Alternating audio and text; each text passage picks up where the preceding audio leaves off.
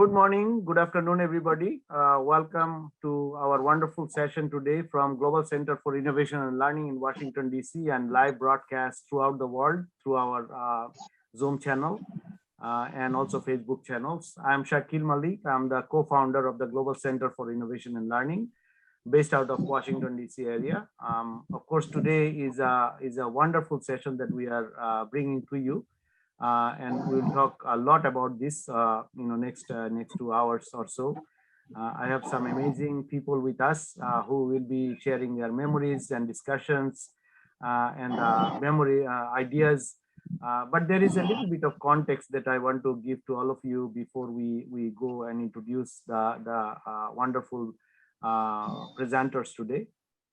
The idea came together for Global Center for Innovation and Learning, where me and my wife, we are originally from Dhaka, and we started to think about how we can build the capacity of our young people in the country to be ready for the 21st century. So we do the same, although we are based in DC, like all immigrants, we still have our heart back home, and we try to do everything possible for the young people in Bangladesh and around the world. When I first heard about this great book, Birth of Bangladesh, through my great friend, Suresh Mangaladurai in Chennai.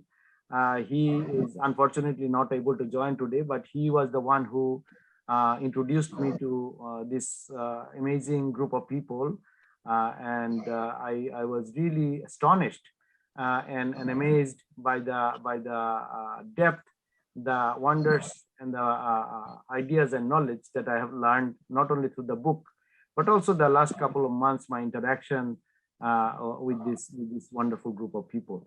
So I will be introducing them, but the idea of this webinar also has a little bit of context, which is we have been celebrating the 50th anniversary of the independence of Bangladesh, which is Golden Jubilee. And this is, of course, extended celebration of our independence, which is very important for the nation, for the world, and also for the South Asian and the global context. As you all know, we are, of course, as Bangladeshi, many of the Bangladeshi folks are here with me also. We are very proud of where we are today as a nation. In 50 years, the country has grown tremendously and becoming a South Asian power. And this is really wonderful to also acknowledge the success of the government, success of the people, success of the youth, who has been working tremendously to build the nation and build the development of the country for the future. So while we are celebrating this 50th anniversary, and when I heard about this book and the authors, it really made a big impression in my mind that maybe we should all get together. And this is something we don't do often. We should be doing this more often as a knowledge society, to get together, to talk about our history, talk about our development. And also, this is something we are very passionate about. Myself, my colleague, Dr. Mike Gupta are also here. I want to acknowledge him that we both are very passionate, and we work together on the development history of our countries, how history plays a role in the development of the country. So very important issue for thinking about this. And this is part of that.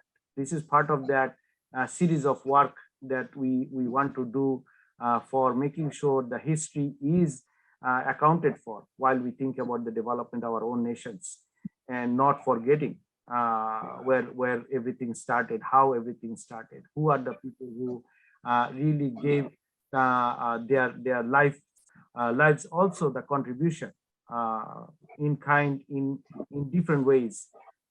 This is really important. And while reading the book, this was also something that made a big impression in my mind. I was just born at that time. I have to acknowledge I'm much younger than the authors, but all the history while I was growing up, my parents have gone through that time.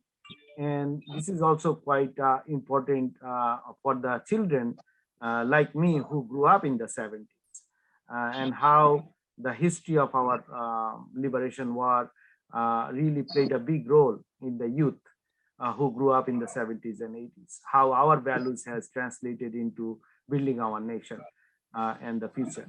And this is very important for the young people also, which is a big agenda for myself. Why I'm interested about this book and the discussion is that when these wonderful people who will be presenting today, they went to Bangladesh and they will be sharing their memory. They are young people at that time. I think they were just in their early 20s. And this is extraordinary because why a young person of that age, of course, high caliber, high intelligence, very busy students, living their student life for a country which is not their own country, and really having the spirit to go and not only see, but also help. This is a spirit that we want to kind of resurrect and discuss also and hear from the authors today. So with that, I want to officially open the session. I also want to introduce my wonderful colleague, Kanok Monirul Islam in Dhaka. He will be co-hosting the session with me. Kanok bhai. Thank you, Sakil bhai, and I'm very happy to be a part of this very wonderful session and about the book, The Birth of Bangladesh and Eyewitness of Memories. Actually, the independence and the liberation war of Bangladesh and every people feel about they proudly remember the history of Bangladesh and the birth of Bangladesh and Eyewitness of Memory. And these books, the two books is written by the renowned two authors, the Pandyan and Shyamal, and the two surviving members of the great team, and they traveled to Bangladesh and 1971 joined their classmates and the Jayanta Sengupta. The Bangladesh is celebrating the golden jubilee of its liberation at present time. And the 50 years ago in 1971, on 16 December, after genocides and a bloody war, the 93,000 Pakistani soldiers surrounded to the Indian army and the Bangladesh Liberation Forces. The very next day, the first year students of India Institute of Management, Calcutta, IIMC, and crossed into the newly liberation country, Ganesh Iyer and Shyamal Chakravarty and S. Clement and Kanakasabapathy and Pandyan and were the four young travelers. The journey of the Dhaka was spontaneous, and they had made no plan for the trip, either for the route or for what they wanted to see, for or who wanted to meet. They experienced and emotions in the ruler and the coaster during their own week-long journey, and they went through the sadness, the bleat of the people, the admirations for the spirit of the people, fear for their own personal safety, and gratitude for the hospitality, and they were shown. They meet the people who were affected by the autocracies, the meted out of them and the prior to their during the liberation war, Mukti Bahini liberation fighters as well as the Indian soldiers. At each stage of the journey, and however, unanticipated help they received and guided them and made the trip a rich once in a lifetime experience. Now I would like to request Mr. Sakil bhai to carry on the session. Thank you so much, Monirul Islam bhai. And maybe I have not introduced Monirul Islam bhai properly. Also, he is the librarian of the Prime Minister of Bangladesh, and we are working together on many issues. Actually, he is also the convener and the founder of Open Access Bangladesh, which is a platform for helping and supporting information access for everybody, the rights of information to the people. So Open Access Bangladesh and Global Center for Innovation and Learning are partners in making sure information reaches every single citizens of every country as their fundamental right. So we like to thank you so much again, Monirul Bhai. I will be introducing the authors now. I think it is going to take a little bit of time because I'll be reading from their bios. And so I also like each of the author, when I'm mentioning your name, please raise your hand or give a emoji or something so that people know exactly where you are. And then you can also mention where you are currently based when I ask you, just so that everybody understands the context. Also, I like to make sure that we acknowledge two very important people who are not with us today. And I think if I recall correctly, Pandyan Dada, with your permission, we would like to dedicate this entire effort and also the idea of this book and the work that you all have done to two amazing people, Ganesh Iyer and also S. Clement, who are no longer with us. Hope wherever they are in the afterlife, they are doing great, and they are looking at us and actually happy that this conversation is happening, and which they have contributed tremendously. So with the dedication, I would like to start the rest of the reading for each of the profiles. So with first one, I will be reading from my details, so I may not directly look at you. So first one, I will mention about, of course, our great leader here, Kanakasabapathy Pandyan. Mr. Pandyan grew up in a small town in Tamil Nadu before IIT Madras opened up a larger world for him. Mechanical engineering led him into building a fully functioning two-seater hovercraft while he was still a student. Then he crossed the country to IIM Calcutta. His journey from there traversed the tea public plantation in Assam, automobiles in Pune, coming to rest in publishing, and then IT in the Mumbai. 1981 saw him receive an award in Lima from World Management Congress for authoring a paper titled Management and Bureaucracy. Soon after that, he would edit the House magazine of Bombay Management Association. Thereafter, he went on to launch Computer Point, India's first computer retail chain. On a plain sheet of paper, he doodled the idea of software publishing, which would take shape in Sonada, the first software publishing house in India. He's one of the founding signatories of NASCOM. The 90s would see him pioneer the internet in India and advise BSNL on retailing internet connectivity. He opened the new millennium for curating the original Mahatma Gandhi digital footprint. He set up a school of animation, still a board director with Graffiti Studio. He mentors Net Montessori, Gartner certified Indian security software company.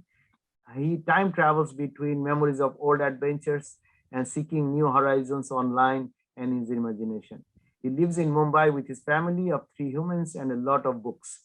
So next person is, of course, Shyamal Chakravarty. Shyamal Chakravarty was born in 1948 in a family which migrated on partition from India, from its roots in Rajshahi district of Bangladesh, which used to be East Bengal. Shyamal grew up in Western India with occasional assembles with other family members spread all over India, listening to stories of abandoned roots from granny and aunts. Graduated from IIT Bombay and postgraduated from IIM Calcutta and sucked into corporate life. Shyamal Dada gained exposure to varied business segments, construction, projects, oil lubricants, chemicals, manufacturing, packaging, containering, tea travel tours, logistics, engineering services, leasing, joint ventures, cooperative services, corporate services. He has traveled to over 60 countries and represented in various trade forums. Retired in 2008 as chairman of BL-ICICI, a joint venture company engaged in logistical support services, Shyamal finally settled in Kolkata and is actively involved as faculty and in mentoring and working in new fields and application. All right, so next I'm going into present Jayanta Sengupta. As alumnus of St. Xaviers College, Calcutta University, and IIM Kolkata, class of 1973, Jayanta Sengupta worked in advising advertising for more than 25 years before venturing out as a consultant, trainer, and an educator in business schools and other institutions. Being a voracious reader all his life, he also started to dabble in writing. His first book was on brand experience and was titled Wrap Around, Delivering a Great Brand Experience, published by Rupa Publication in 2006. He wrote 4 books on the 4 major families of plastics commissioned by Reliance Industries Limited, 3 of which were published by Mappin Publishing. 2011, his translation of Vibhutibhushan Bandyopadhyay's Bengali classic Chader Pahar was published by Rupa with the title The Mountain of the Moon.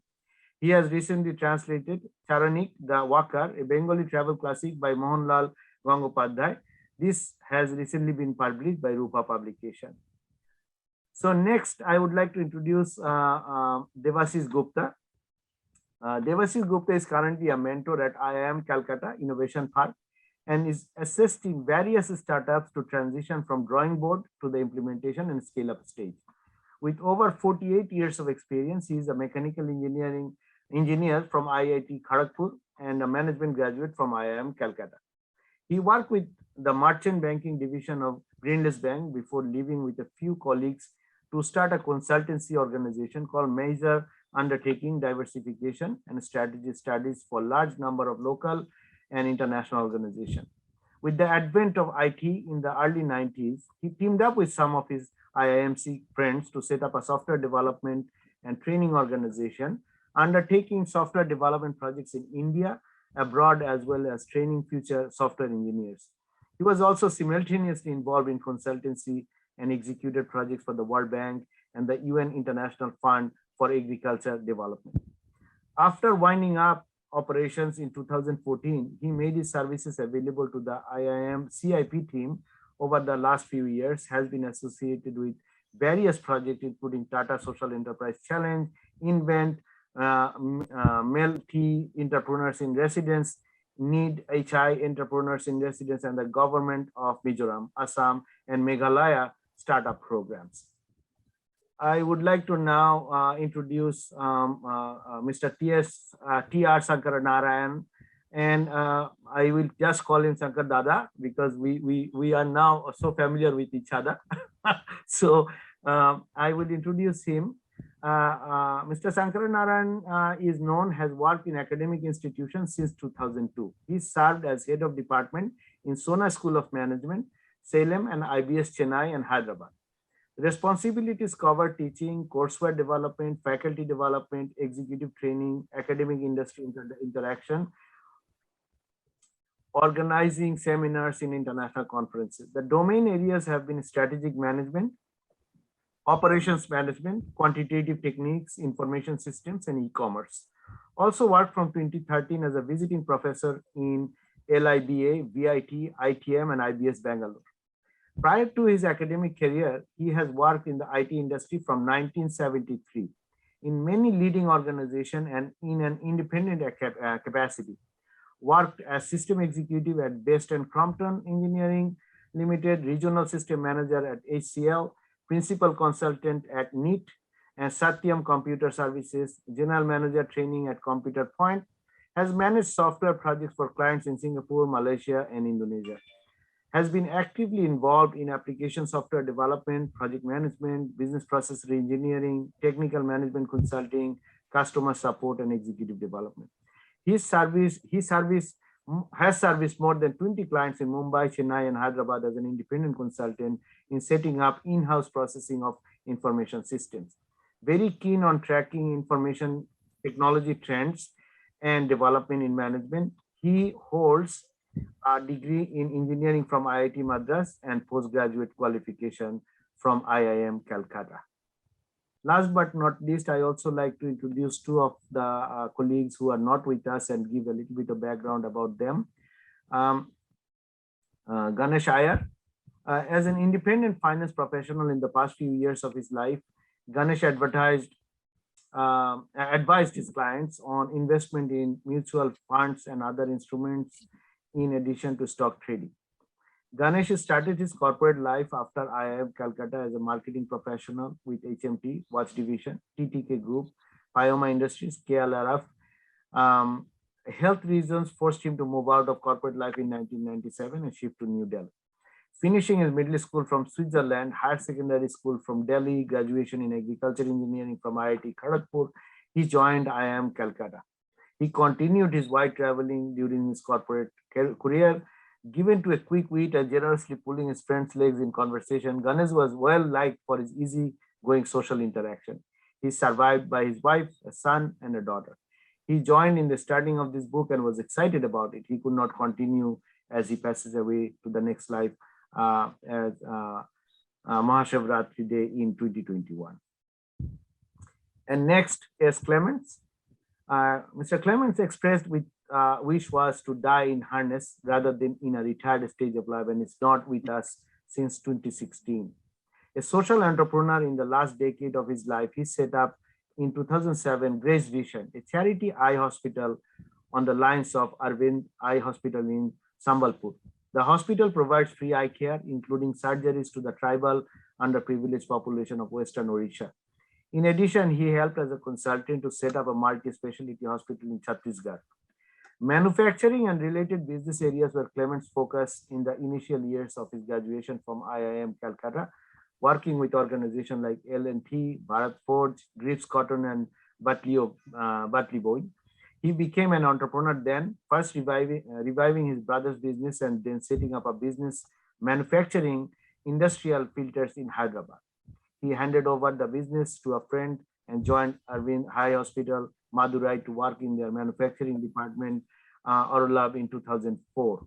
Intensely focused on his work, he managed to find time watching football late nights and going for treks with his two sons, sharing with them stories from Bible, Ramayana, Bikaram, and Manimekhalai. He loved a good argument with a strong opinion against superstitions, organized religion, and unscientific practices.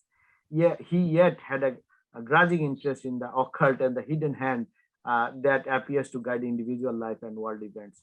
We pay our tribute to Mr. Clement and also Mr. Iyer for their contribution in life, in family, in the community, and we thank them for their services for the world. With that, I would like to thank everybody again for joining us. If you are joining now, you have joined our wonderful session about Birth of Bangladesh, Eyewitness Memories. And this will be an amazing session. We're gonna be listening to the authors we just introduced, and I will be handing over the session to Kanak Pandyan, who will be moderating the rest of the session and speaking each of them about their memories and sharing their experience with us. Thank you so much. And Pandyan Dada, you can go ahead. Thank you, Sakil. I would first like to thank Sakil Malik and Kanok, Monirul Islam. First of all, I spent all my life in technology. I graduated in technology. And one fundamental lesson about technology is it doesn't always stand by you. Just now, that's what has happened. I'm connected on my wife's account and I couldn't connect on my account. So that's why you see the name Jaya Pandyan there. That's my wife's name. And my name is Kanakasabapathy Pandyan, Kanak Pandyan. So with one letter difference, I also share the first name with Monirul. It's very nice to be on session with you, sir. This is the book we are talking about. This is something that talks about our experiences in 71. All the five of us authors are in our 70s, just crossed 70. I think the youngest of us has just crossed 70. When we started in 21, when we realized it's a golden jubilee year of Bangladesh, we remembered the events that happened to us in 71. Decided on an impulse that we would share this experience with everyone. We formed this team of five of us. We are happy that we are able to have meetings, repeated sessions on Zoom, and we are able to recall almost the entire experience of relating to Bangladesh visit and the other things that we have talked about in the book. Let me first share with you how this book has been set up. Of the five of us, Shyamal and I, part of the, as already mentioned in the introduction, the team of four of us who went to Bangladesh on 17th of December 71. We have talked about our entire experience of the journey. Devasis and Shankar visited refugee camps. They were not part of the team that went to Bangladesh, but they independently went to refugee camps on the border, and they looked into the, just crossed the border. They will talk about it. Jayanta actually provided us a project management oversight, and he focused on the general environment in the 71 period and where in the institute. Let me start with the journey that the book is focused on. We were very young, and we had just got into the institute, which is one of the three premier management institutes in the country at that time. And we were all excited that we are getting into that institute, and we moved into the campus, and we were looking forward to the experience of being in an institute like that, and a new city for most of us. We're all people from outside Calcutta. And within a very short period, the entire environment caught up with us. We had grown, some of the members in the group probably can relate to this. The youngsters, our history taught us the pains of partition, and how the Indian subcontinent was divided into two countries. And we always grew up with the feeling, with the knowledge that our neighbors with whom we were having a lot of difficulties, war included, was actually in two parts, West Pakistan and East Pakistan. And when we went to Calcutta, we always knew that as East Pakistan. And when we started hearing about what was happening in East Pakistan, a very, very disturbing kind of information that we are picking up. Our entire information was coming from newspapers, radio channels, which were reporting on a regular basis. And the war clouds were already forming. We did settle down into our institute work and the studies and other activities we were involved in. And by the time December came and the Indian Army had joined with the liberation forces in Bangladesh, and the war had happened, we were so much into it. On 16th of December 71, when we were sitting in the hostel common room and we were listening to the radio, the announcement came that the Pakistani army, 93,000 soldiers, had surrendered. A spontaneous decision for us to say, let's go across to Bangladesh, let's cross the border and go in there. There didn't seem to be any other thinking process involved. It was just a spontaneous, instantaneous decision. We just had to form the team. So we talked around, and the four of us got together and we decided, let's leave tomorrow. That's how the whole thing happened. Even today, when we talk about it, people ask, what made you decide?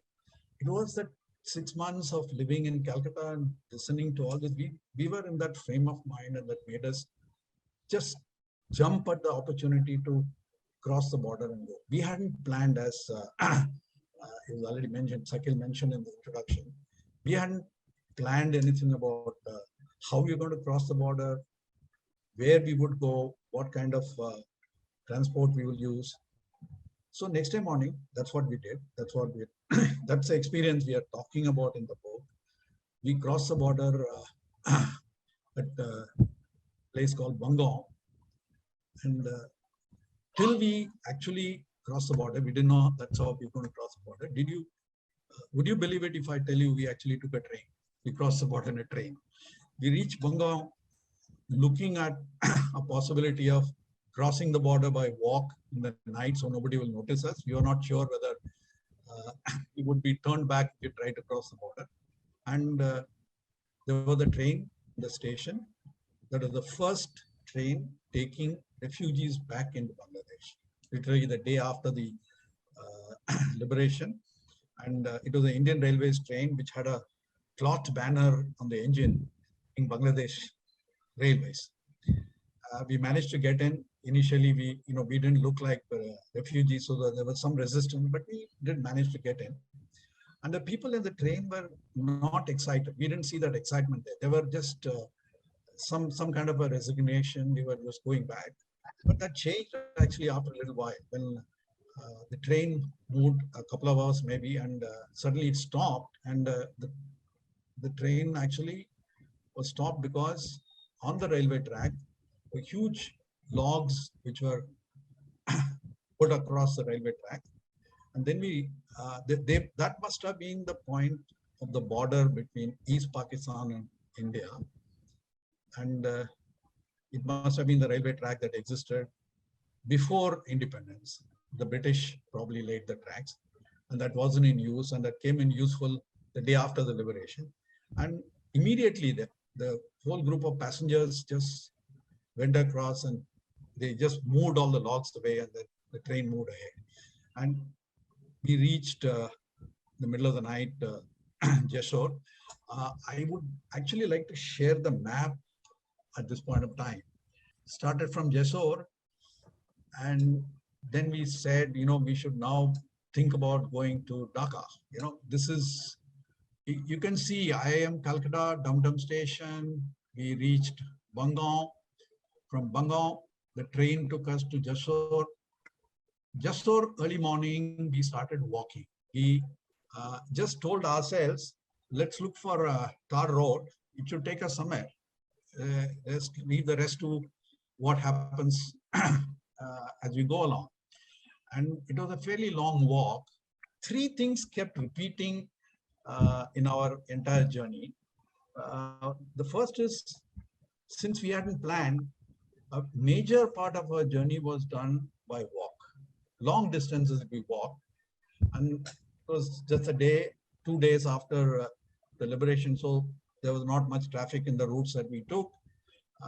But every now and then, as chance would have it, somebody or other would give us a lift.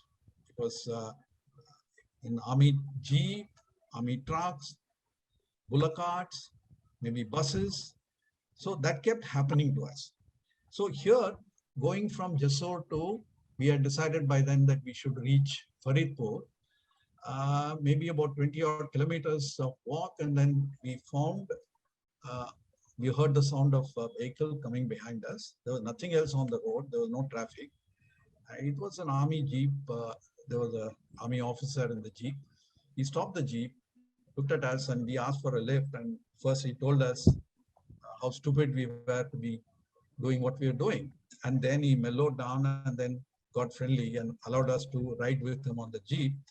And that was a wonderful ride because he told us all about how the war happened. It was like a professional briefing, literally, that we got when we were traveling with him. He would go into villages off the road periodically. And each village he visited, it was a very touching kind of experience. Poverty of utmost kind. People were, you could see in the kind of dress they were wearing, the kind of huts, broken down condition of the villages. But when the villagers saw the jeep coming in, they would come and surround the jeep. They would sit down and talk to the major that was there with us, and they would come and give us coconut water. Whatever they had, they would share with us. With so much warmth and friendliness. So the journey continued in the jeep, and the Bangladesh is a country which has got the largest river delta in the world. It's got two major rivers, Padma and Brahmaputra, joining, and they branch off into so many branches going into the sea. So when we are traveling in 71, most of them they did not have bridges across. So what would happen, even vehicles would go on barges, short stretches, they would cross the water, and then they would get onto the road and they'll keep moving. So this is what was happening to us in the jeep. And finally, we reached a big river, Madhumati River here. And just about the time when we were reaching the river, a motorbike with two soldiers came, and they were military police, and they told the major that he should not have civilians in the jeep with him. That was the rule. So we had to get off, and the major went by, and the jeep went on the big barge that was crossing the river, and they went ahead.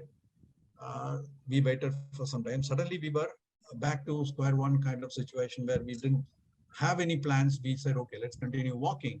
We crossed the river, we went some distance, and what did we find? The jeep was there on the roadside. The major said, I'm waiting for you. You have a long distance to walk, so I might as well give you some more lift for some more distance. So this is the kind of thing that we kept finding right through the entire journey. People were so helpful, so nice, so friendly. And we reached Faridpur, we met some more army officers, Indian army officers. We got to know so much more about what was happening in the earlier few weeks. Then it was time to move on, and we didn't know how exactly we would go further. And someone suggested we should probably look for a boat ride. And we had at that time no clear idea that Faridpur to Dhaka was a fairly long distance, and it was roundabout on the river. But we reached Faridpur jetty, and there was a boat waiting for us, literally, as though it was just waiting for us. It was the first fishing boat. A group of people were traveling to Dhaka, Narayanganj, and they said, okay, we could join them, and we got on the boat. And we thought, our impression at that time was, it was a couple of hours ride. We hadn't actually quite planned it on a map to know how far it was. The boat traveled all the way along Padma River, then traveled north on Meghna River, and reached Narayanganj the next day morning. And of course, in the book, we have talked about how the boatman shared with us what meager food he had, including Ilish fish, which he boiled in salt water and gave us. Even the vegetarians in our group found it a feast because we had starved the whole day reaching there. So from Narayanganj next day, this is the third day starting for us. We walked across to Dhaka.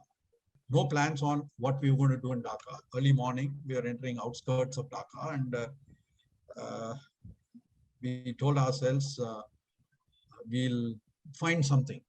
Okay, this whatever I've explained to you so far, I only talked about the way things worked for us. Right through the journey, there were places where we were crossing, maybe small villages, hamlets, where people would stand and stare at us as though we were aliens. There was hostility there, and there were a couple of places where people were not friendly with us. And there were definitely moments when we felt, we probably need to turn back. We've explored enough. But interestingly, when one of us felt down, somebody else in the group always said, no, let's not stop here. Let's keep going. That's what made us complete the entire journey, including what all we saw in Dhaka and other places. So entering Dhaka, we saw at a distance a stadium, which looked early morning, a sleepy place, nothing. We had nothing else to do. So we said, let's go into the stadium and see what's going on. Or we can rest there for some time. And we enter the stadium. Suddenly everything changed. There was another pleasant surprise waiting there for us. And that was our regiment of Indian Army fully. They were so active. They were getting ready. And we got talking, and they got so friendly with us. Interestingly, another development happened there. All through this period, Shyamal was our translator also, because the other three of us barely knew Bengali. And Shyamal himself, as it was mentioned in the introduction of the Prabashi, Bengali, who had lived all his life outside. So he had the double whammy of understanding various dialects that we are facing in our interaction with people, translating it for us, because all the three of us are pouncing on him. What is going on? What are you saying? What are they saying? And things like that. Other than the conversation we had in the army, Indian army folks that we have met. So in this situation, in the stadium, we suddenly find ourselves in the middle of a regiment of soldiers who are all from South India. So the language suddenly changed from Bengali to Tamil. So three of us were able to speak in Tamil, and we were given permission to travel with them. That was a regiment which had come from Chittagong for a day's going around Dhaka. This was apparently the command by General Manek Shah that the troops should move across different parts of Bangladesh and visit and things like that. That's what we were told at that time. And the whole day was laid out for us. It was a guided tour. We went to Governor's Bungalow. We went to the Dhaka airport. Debu, can you show the other picture? A crater in the middle of the runway. And that was actually a series of craters. The Indian Air Force had bombed with such precision. They were at such equal distances. It was like the entire runway was pockmarked with craters. So the Pakistani Air Force on the first day itself was incapacitated. They could not take off from Dhaka. And that's one of the secrets of how India won the war. Maybe we can go back to the map. In the airport, we saw they were repairing the Sabre jets, which were grounded in the because of the way the Indian Air Force had bombed the runway. So we went on other places, and we reached the last place, and the soldiers told us, look, day is coming to an end. All good things have to come to an end. We finish this, and then we move on. We go back overnight to our base in Chittagong, and we're back to square one again. We hadn't planned anything else. So we were milling around.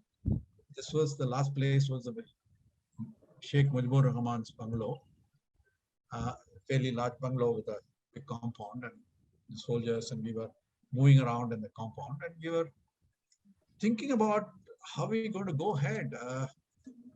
What should we do? We had to find a place to stay in the night and so on. Suddenly somebody came and talked to Shyamal and said, you're all being asked to come inside the house. So we went inside, and we actually were met by Mujibur Rahman family members. We don't remember the names, but they were two young people, our age at that time. And they talked to us, and they were curious when they had heard that some Indian students, youngsters, had crossed all the way to Dhaka. They were there with the soldiers. They were curious to know who they were and what is this background. So they asked us, how, why, and all those things. And they were very friendly. And then the question came, where are you staying? So we said, we haven't figured that out. They talked among themselves, and then they said, okay, we'll ask Mukti Bahini to help you. So we were made to wait for some time. They introduced us to some two youngsters who were probably younger to us. They were Mukti Bahini members. And would you believe it? They took us to Dhaka Engineering College hostel. It was empty. There were a couple of rooms which are available there. Gave us the rooms to stay the night. They took care of us for food and everything else. And we met a few other Mukti Bahini members. They were all about our age or younger to us. And they told us about how they earlier in 71 gave up college and joined the resistance movement. They told us about how some of them were trained in India, what kind of training they had, and how they were asked to participate in the resistance movement. Some of the things that they did, some where they participated in fighting with guns and things like that. On one side, their force, and other side, Razakars and Pakistani soldiers, and they shared with a lot of things. All this conversation, of course, was with Shyamal translating. the conversation with them. They spoke mostly in Bengali. 2 days we spent in their company, and it was a very, very, very touching kind of a thing, how young people can actually join a movement like the liberation movement of Bangladesh for getting the country liberated. And that had to come to an end. And they actually advised us for our return journey, a different route. And we accepted their advice and we started by the different route. You can see in the map from Dhaka. We did not cross over to the route we took going in. We went by the other route. We took a bus journey. And this route actually showed us, exposed us to a different kind of Bangladesh, people, villages, and actually things that they had gone through. In one village, we were waiting for a connecting bus, and we saw at a distance a pond, and some people are doing something there, and we could see some white heap, and we said, let's go and see what it is. And when we reached near the pond, we found the heap was actually human bones. And the villagers told us how the soldiers had, Pakistani soldiers had massacred people in the village, dumped their bodies in the pond, and they were not allowed to take them out for last rites and things like that. And immediately after the liberation, the villagers got together to take out whatever remains were there in the pond. And that was something which affected us. We couldn't quite deal with it clearly. We were confused by that kind of a thing directly, even though we were not there when the actual experience took place. We heard other stories like this along this route when we met people. We stopped in 2 more places. And we moved further ahead, and we crossed Padma River, just south of where Padma and Brahmaputra joined together. It was like an ocean, such a large river there. One of the very difficult things that we came across in Janeda, that was a town where the entire place was bombed out. And there was no roof in building, walls broken. And we met people who had come from Dhaka and other places, youngsters like us, who were helping the villagers reconstruct with whatever material available. No new construction material is going to be available soon. So they were helping them set up whatever was there in the damage, create some kind of dwelling place for them. It was very touching the way they were using whatever was available very creatively.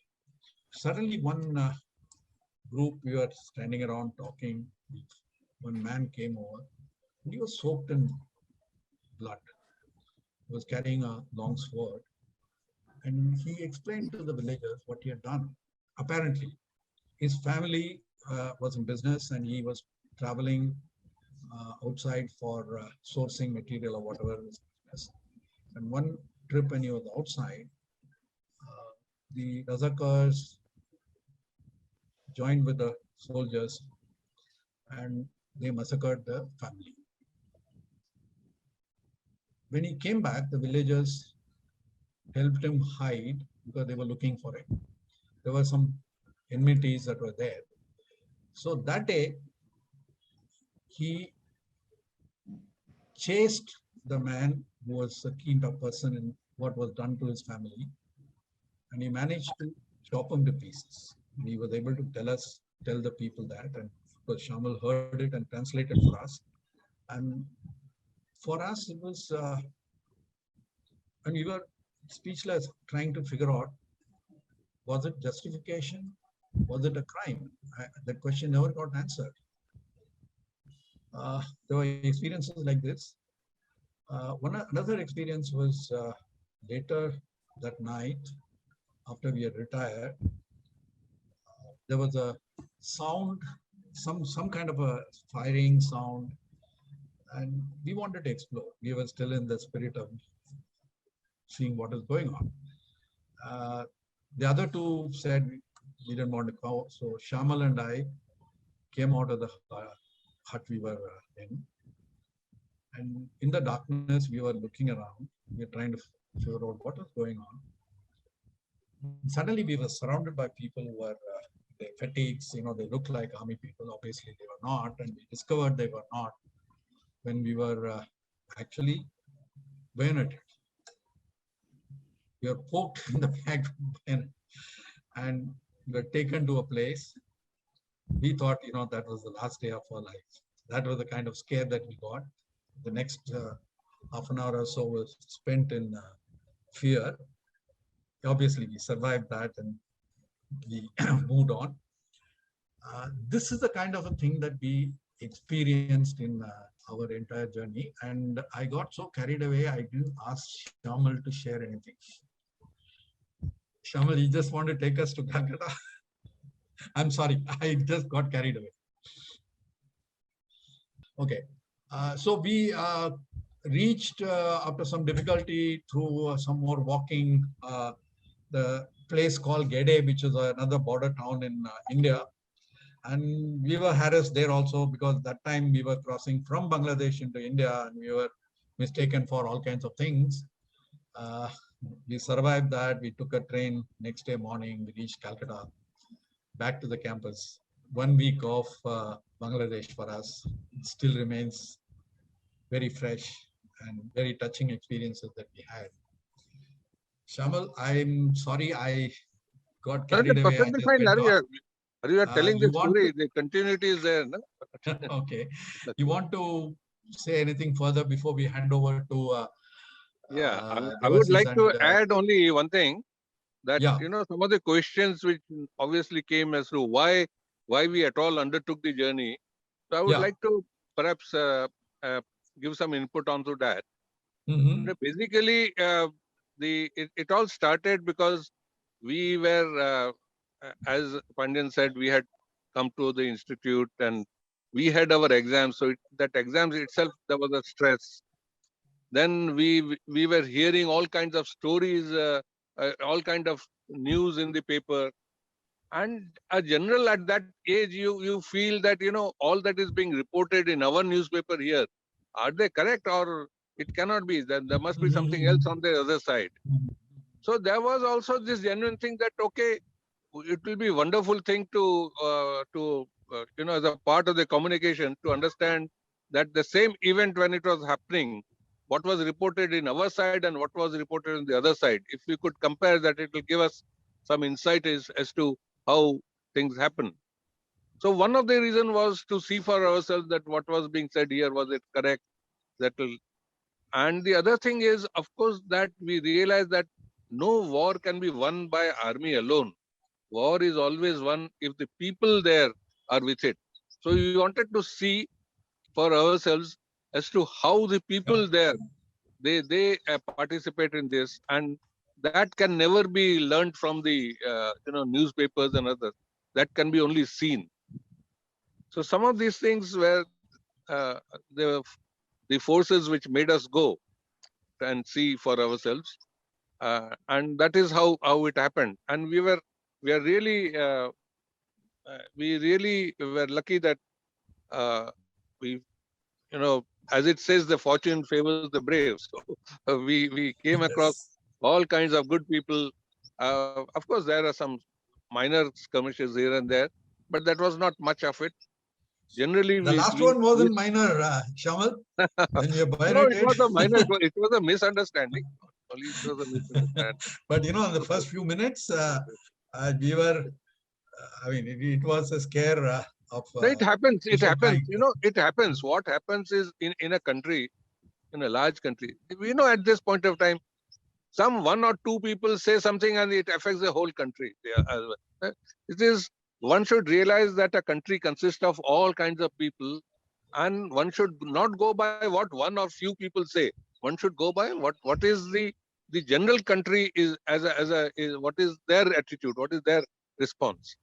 1 or 2 or 3 or few people, what they utter is not what the country utters, right?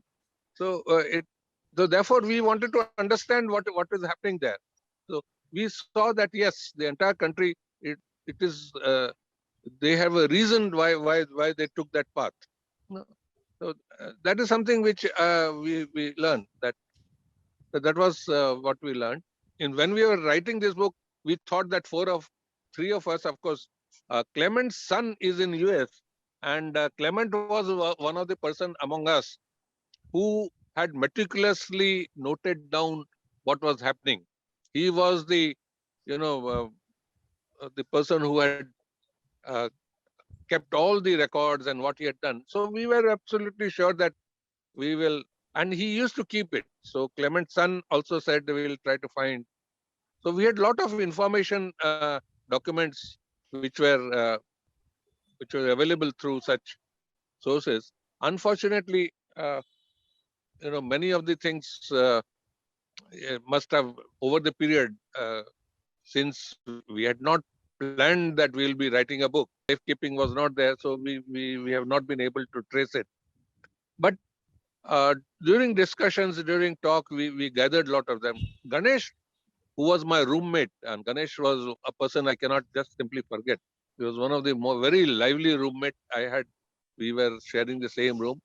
So we had a lot of discussions about this, not only before going, after going, and during the period, and even later we were in communication. So because of this, we were able to recollect a lot of things, and we are fortunate that we have been able to document it. I hope people will understand the spirit with which we have written, and will enjoy what we have written.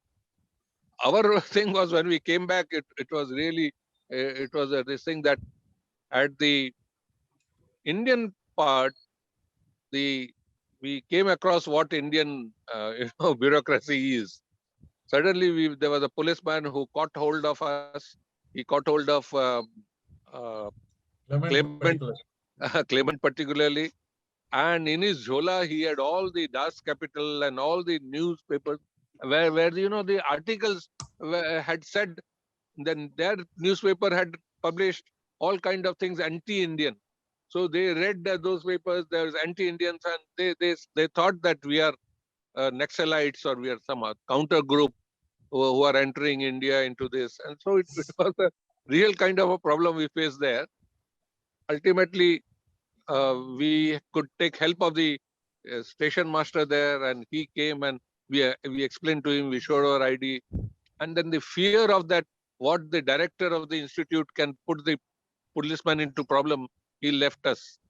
That's how we got. And we traveled in the morning, we reached, and it was a rousing welcome when we got, when we came back. We enjoyed that.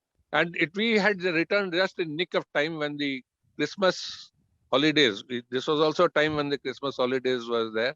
It got over and we are back in the institute. That's how it is.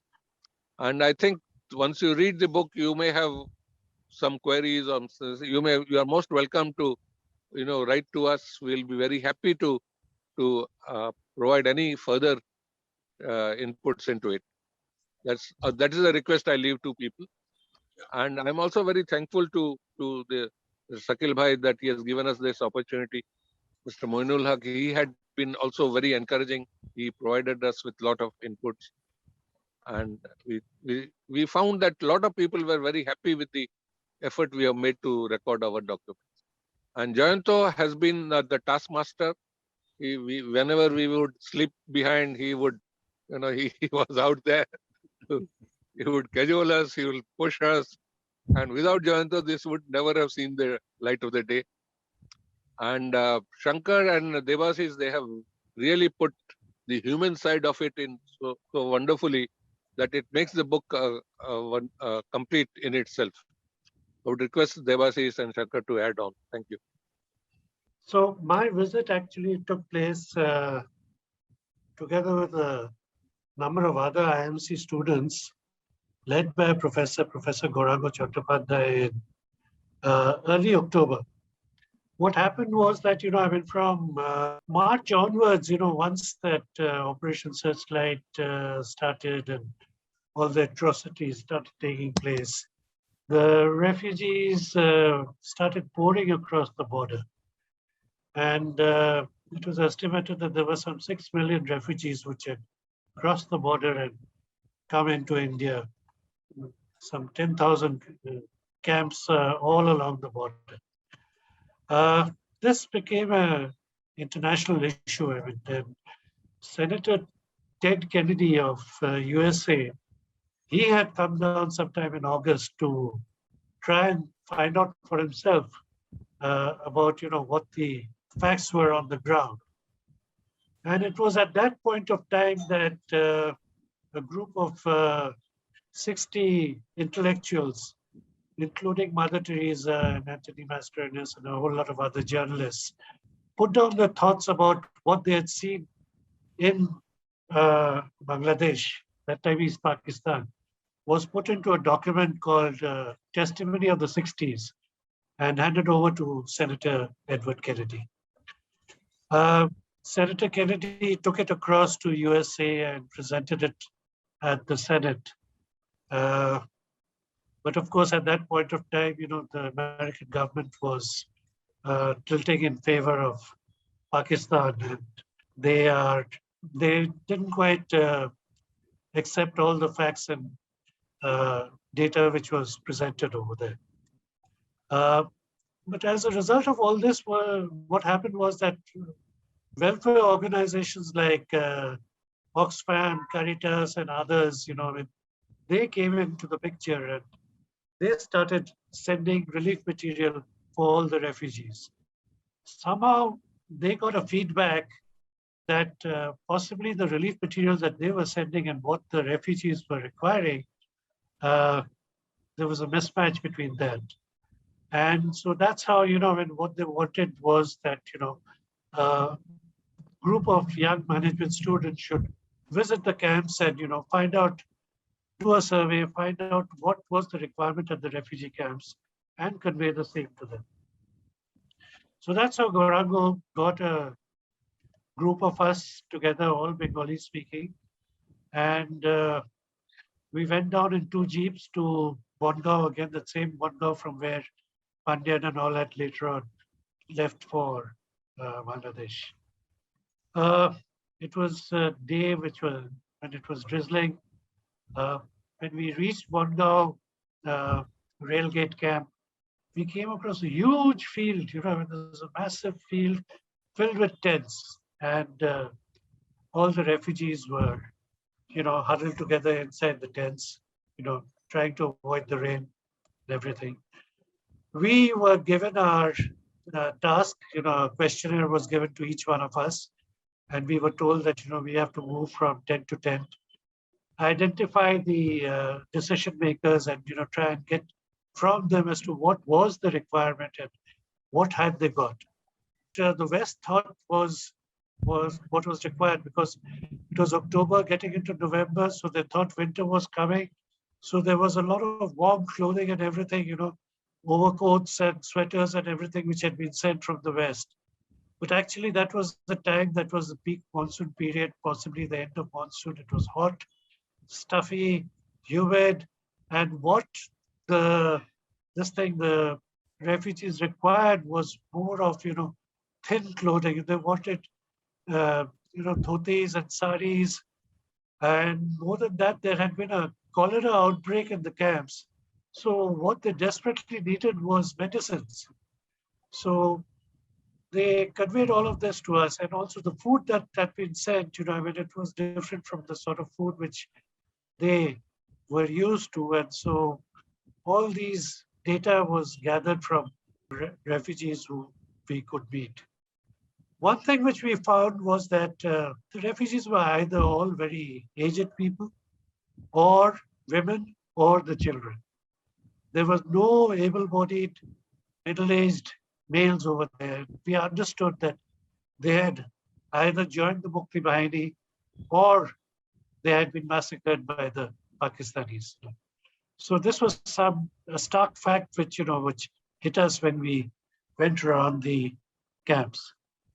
So anyway, it was quite an interesting visit. All the people, they were open with what they wanted, and they conveyed their message to us. some of them also thought that maybe we were trying to assess what sort of compensation we could give to them. And they were all talking about the various property that they had left behind and how they were looking forward for compensation for that. Anyway, that was not within our hands. We just gathered all the other data and compiled them and got everything together. It was getting towards the evening. On the other side of the border, we could see that there were a lot of forest areas. There was a rail line which carried on across the border into the forest areas. And we thought, let's go and explore over there. So we crossed the rail line and we walked across onto the other side. And that was my first visit to Bangladesh because, of course, that time it was still East Pakistan. I've been there after that, but it was very interesting. But no sooner had we moved 200 yards into that area, we were summoned back because we were told that it's dangerous to go there and we should get back as soon as possible. So we did get back. And we took the jeep and we came back to Calcutta. All of us very struck by the experience of having met the refugees, having shared their pain and agony to the extent that it was possible for us. And, we came back with a lot of thought about, how could human beings do this to each other, and hope that all the refugees would see a brighter day someday, which they ultimately did. Okay, so that was my experience. This was prior to the liberation. After this came the liberation, and I think after that, Shankar went post-liberation to another refugee camp at Metropole. So I'll leave it to Shankar to carry on with his description. Shankar, over to you. Thank you, Dev. And in fact, Shyamal was mentioning about the human side. Dev's visit as well as my visit, particularly to the two refugee camps, that represents the human side, human suffering, and also how the relief operations were managed at that particular point of time. And his visit was before liberation, and mine was in February 1972, which was a little after the liberation, and also to some extent a different season in terms of weather and things like that. And the overall context also, Dave had briefly mentioned, particularly what was communicated through the testimony of 60. In fact, I would like to quote one of the comments from one of the 60 people, John Drury, belonging to the Canadian Broadcasting Corporation. And his comment is a long sentence, but it captures the entire situation beautifully. And actually, I should not say beautifully, but because it's a sad aspect. He says, I found it impossible to shut away memories of what I saw in the refugee camps of West Bengal and along the trails leading out of East Pakistan. In the corner of my mind, reserved for other horrors. This gentleman had actually witnessed many of the horrors during other wars like Korean War, Congo War, Egypt War, Vietnam War, things like that. The effect of sword, fire, or hunger differ very little in degree on the individual body and spirit. The idea is that he wanted to raise the awareness at the global level that people are suffering. And of course, Indian government has stepped in and then trying to help the people. At that time, Indian government, when it comes to the financial situation also, it was not all that strong. So these 60 people were trying to create the awareness among the various other nations that the Bangladeshi people needed help. Invariably, it happens after any particular war, the refugee situation. Because the people who believe that the other side is better, safer, and more livable, so you always a lot of migration takes place. As far as my experience is concerned, it came through one of my cousins, elder cousin, who was also 2 years senior to me at IIT Madras, named Subramanian. He's here. In fact, can you just say hello, Mani? Yeah, Mani is there, yes. Yeah, you see him. So you can just maybe give a brief background. Oh, you want me to? Okay. I thought authors were to speak today. Anyway, by accident, I went to the refugee camp. I was by then employed in Burnpur and a little more familiar with Bengal. And this gave me an opportunity to go and visit a place where refugees are there. And in a place like Burnpur, we didn't have TV, and newspaper would come at the end of the day. And we were always well behind the clock as far as information was concerned. So we were all very eager. I mean, I got an opportunity because of some friends who were from Caritas. They said they are going there to render some service for refugees. Would you like to join? I joined, and then I told Shankar in Calcutta, join us, then let's go.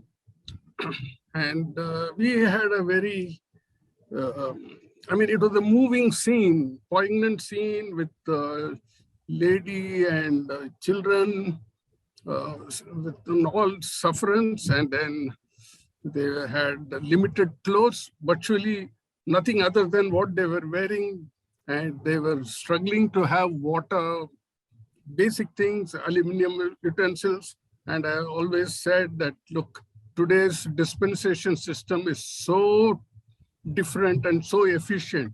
In those days, if we have to give, say, one glass of water, we have to find a container for it. Or even to have a pitcher, you have to go and fetch the pitcher. So it was very, very tough situation for these refugee those who were helping the refugees to organize materials for them. And as Devasis said, there were hardly any able-bodied men in the refugee camp, only ladies, children, and aged people. But on the whole, the refugee camp was neat and clean and well maintained and quite orderly for the given finances and resources. And it left some sort of the return journey for us. It was a day's trip, about 4 or 5 hours. On the return journey, all of us in the bus, about 8 to 10 in number, we didn't speak a word to one another. We were so touched, and we had such an impact. We were still facing the pain of those refugees as to how they have landed themselves in such a position. We would shudder, and God forbid that no one else gets that sort of a thing. And very often in today's Ukraine war, I think of all this, I recapitulate what we had seen, and in the modern days, the sufferings of the entire country, which is very akin, but they are having some other facilities. Anyway, that's deviating from the topic. The whole visit was a pointer, and it is etched in our memory. It can never come out of it. We will always carry it in our mind. That's all. And it was a very big experience. Yeah. Thank you. Thank you, Mani. In fact, as the people who have read our book, they will also appreciate that we are given the subtitle as Eyewitness Memories. Yeah. And yeah. the whole book, we are not talking about any particular analysis or anything like that. As 21-year-old students, how exactly we have experienced the whole thing, and what exactly went on in our minds at that time, that has been penned down after a lot of discussion. And in fact, even with Mani also, I cross-checked some of the facts as well as experiences. He had a similar feeling to say, and that is what has been recorded.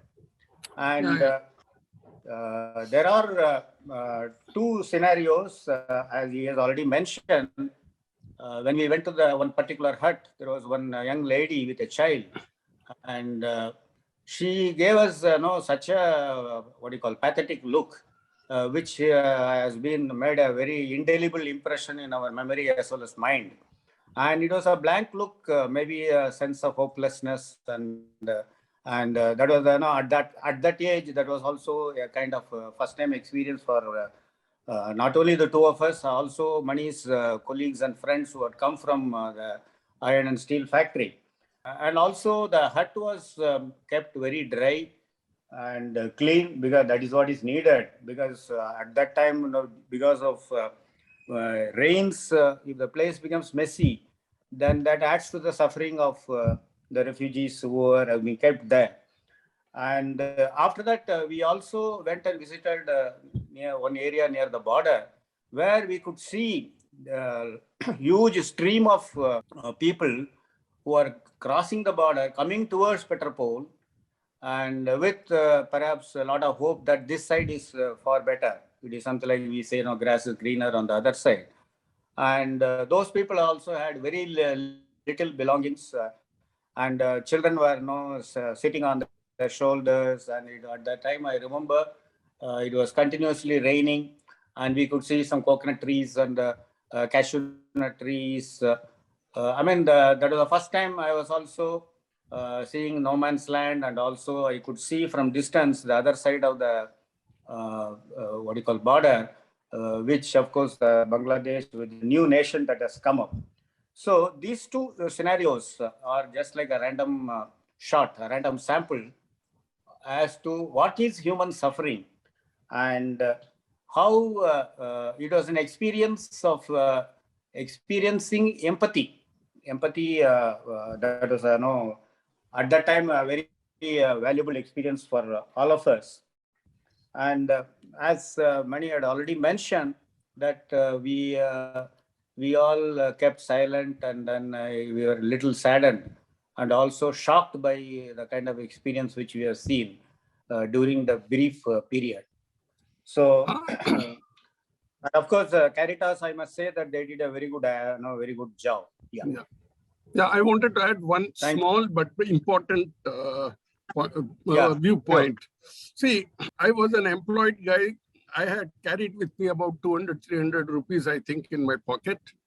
And I can tell you, in those 4 or 5 hours, I could not even spend one pai. There was nothing to do with money in that place. Money didn't mean any damn thing in that scenario, in that scene. This is something which I learned. And so human suffering is such that money at that time doesn't have any use for. That's all. Thank you. Thank you, Mani. Pandyan, now you can take over. Okay, I think Jayanto, it's your turn now.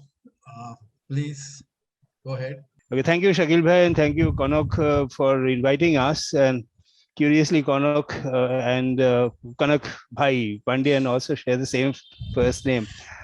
My contribution in writing the book wasn't very much. My role, as Shyamal and Pandyan had mentioned, is really to do as, the guy who got the whip in his hand and make everybody else work. Which, if you meet with Calcutta alumni, you'll find that's a big task in itself. But anyway, I think I did not visit Bangladesh or any of these, the refugee camps at that time. I went to Bangladesh much later in the 80s and the 90s. So for me to relate back to what happened in 71, I remember 71, I was 20 years old. So I think you'll have to keep that in mind, because I was not, and I think most of us were not really that much aware of the world and that much aware of current affairs, that much aware of certain things that were going around. We saw what was going on and reacted to that more or less kind of instinctively rather than anything else. So let me just try and, paint for you the picture that was there in our mind when we were 20, 21 years old, sitting in IIM Calcutta, Premier Institute, a nice campus, etc. There was no TV, right?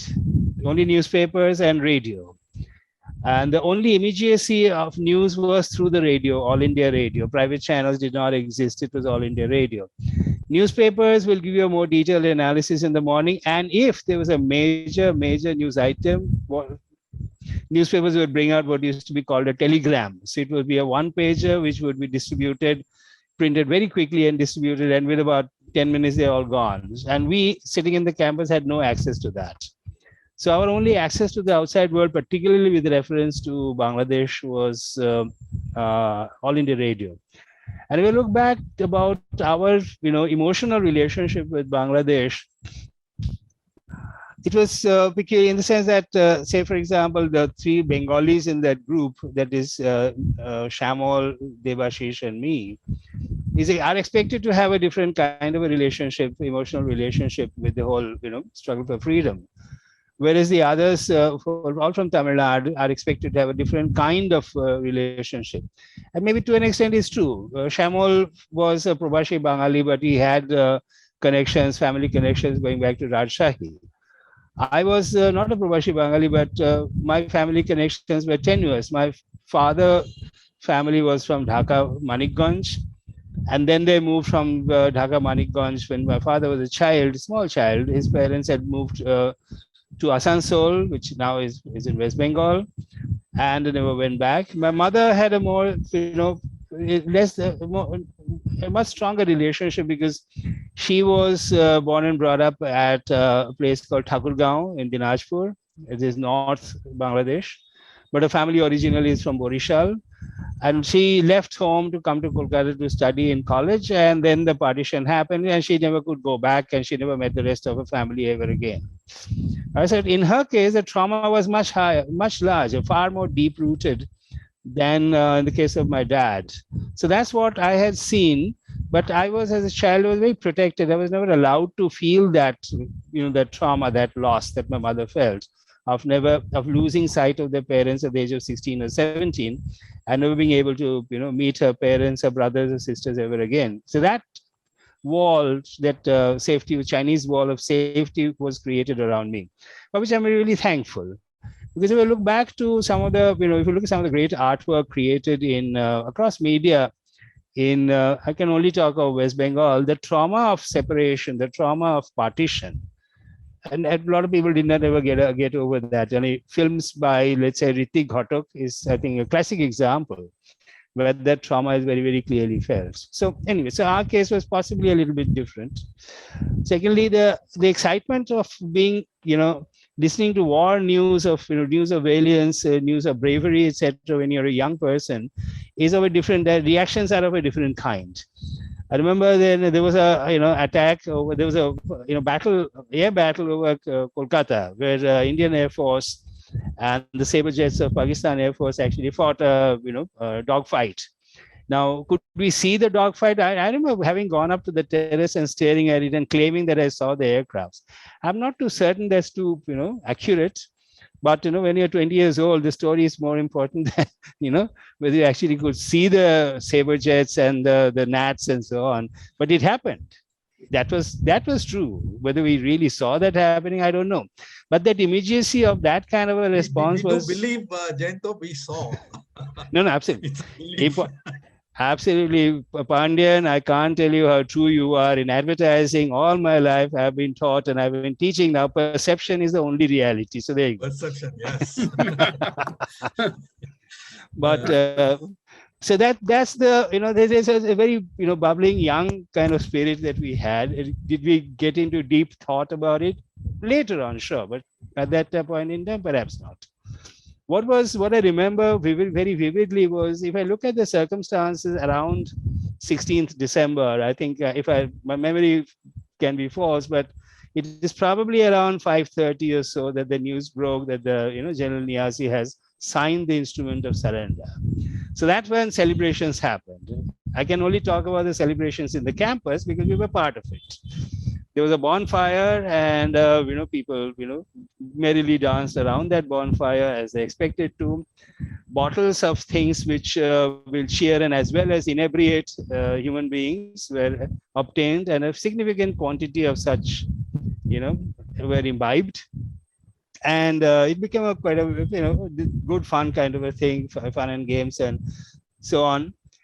The next morning, these four guys vanished. I don't think many of us really realized that these four guys have vanished, because typically we would hit the breakfast table only at about 9 o'clock or so, just about time to have breakfast and then go into the classes. And remember, there's the holiday seasons starting, so there were no classes. I was going to go back home to my parents in Kolkata anyway. But to be honest with you, I don't think I ever saw this. I missed these four guys till much later. So, as students around the larger context, okay, that's the context of the immediacy. The larger context of the situation was that Kolkata was and West Bengal really was had two things which were kind of undermining its importance, and over time did actually manage to undermine its importance very, very clearly. One was the depredations of the Naxalbari movement. I'm using the word depredations advisedly in terms of the damage that it caused. I'm not saying that I support or do not support on any of that thing. That's 50 years down the road. It makes no sense talking about that kind of a statement, at least to me. But the Naxal movement created a lot of there was economic problems created, whereby large companies and large employers from our perspective, because one of the things out of an IIM Calcutta education would be you'd get decently well-paid jobs. It doesn't matter where, but we'll get decently well-paid jobs. But companies are leaving the city, and companies continue to leave the city. Where are the jobs? They're going to go away from the city and not stay there anymore. So that was one part. Second part was a loss of intellectual capital. A lot of young people like us, or even younger, some of the best and the brightest of our generation at that point in time, had actually joined the Naxalbari movement. And Shankar, Devu, Shyamal, Pandyan will all remember. There was a night in 1972 when just behind our campus, about 120 young kids were slaughtered. There is a link between that slaughter and the war of Bangladesh. The link is Lieutenant General Jacob. I don't want to get into the details of it. It's available on the net, and that's in any case is not particularly relevant for this particular discussion.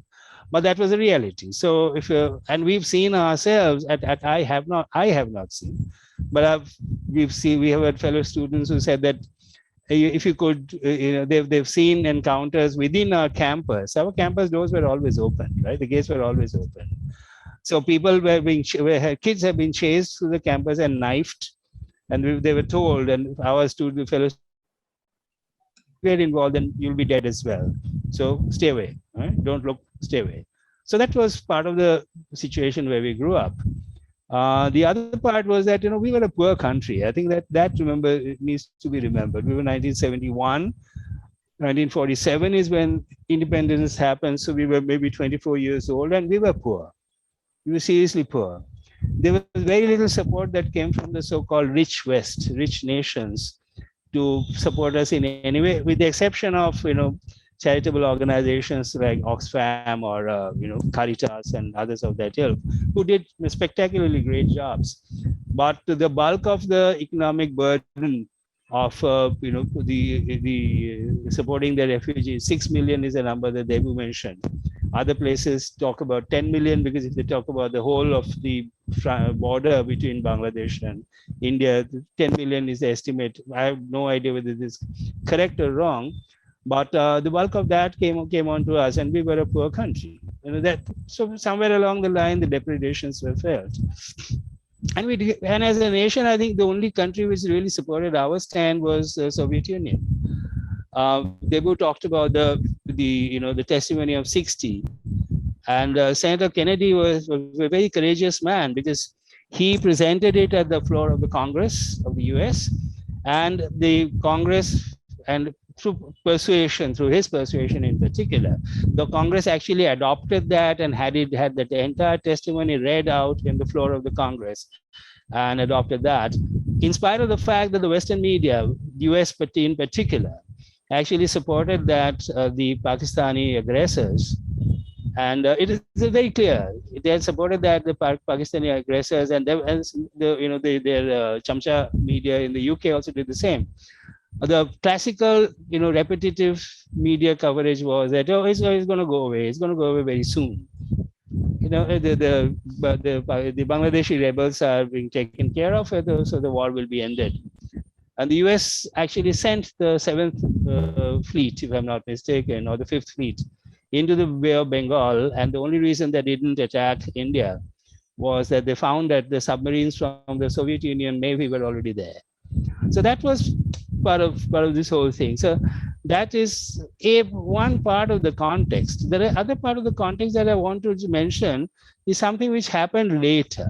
After the the euphoria of the 16th of December, the Bengal, of course, West Bengal in India, of course, Bengalis elsewhere, of course. But I think the fact that 4 of the people who are really the participants, the creators of this book, are actually from Tamil Nadu, I think says a lot. It was not merely a question of Bengal and Bengalis and people with connections with East Bengal. It's not just that; it's young people everywhere. Just to give you an example of this, in Bombay, which is other end of the country, there was a committee formed to raise money to send to the refugees in Bangladesh. This was headed by the then governor of Maharashtra, and his second in command was Mr. Harish Mahindra, who is the father of the current head of the Mahindra Group, Anand Mahindra. And there was all kinds of things were done to raise money, and a significant amount. I'm told that the figure is 25 lakhs. I've not been able to get verification on this, but apparently 25 lakhs was sent to Bangladesh in 1972 and 73. Among the 2 things that stood out, at least in my memory, was that there was Bollywood put together a spectacular show at Brabant Stadium, where everybody who was anybody in the world of entertainment actually came out and performed. That raised a significant amount of money. And at a grassroots kind of a level, what was interesting was that all the shoeshine boys in Bombay railway stations donated one day's collections to that.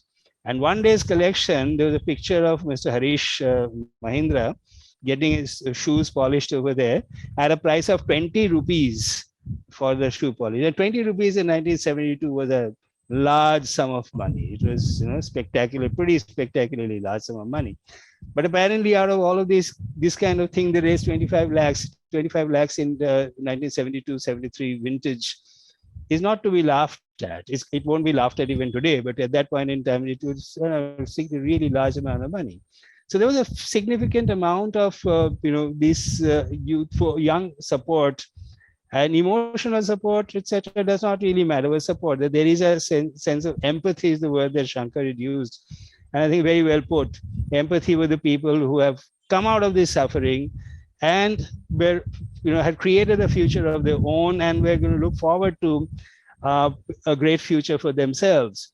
And I'll come back to this point a little later, just when I'm ending. The international support actually did not come from the governments. I'm talking about the West. I'm not talking about the rest of the world. The Western support to the liberation of Bangladesh and the Bangladeshi people did not come from their governments. It came from young people like us. Shall we say, the biggest linchpin in this was coming together of 2 musicians, Pandit Ravi Shankar and George Harrison of the Beatles. They put together a concert called the Concert for Bangladesh, which is a 2 or 3 day live show in Madison Square Gardens or somewhere in the US. And they roped in almost every rock star that you could think of to come in and perform over there. And that created a huge movement, because part of that movement was not just the concert and the material that came out of it in terms of LPs or CDs or DVDs. it also it got other people involved. It got people like there's a famous American poet whose name I keep on forgetting. You know, the guy who wrote the September and Jessore Road. Allen Ginsberg. Allen Ginsberg. So Ginsberg actually had come down. It was about the same trip as Senator Kennedy, if I remember rightly. Ginsberg came down and he wrote this extremely long poem about the misery and the disgusting stuff, that absolutely diabolical thing that he saw on that September road, September morning or day that he spent on the road in Jessore.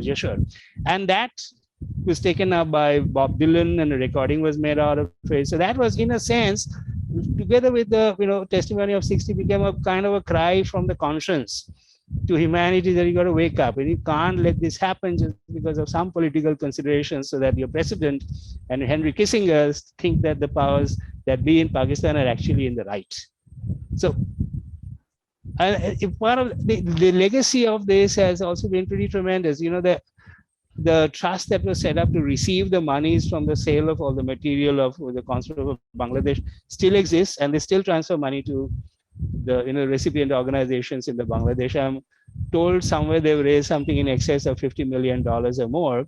But the fact that this, the remittances have kept on happening, that there is a market for these kind of things, and it's not limited to people who are 70 years old, just because we happen to be 20 years old, 50 years ago when these things happened.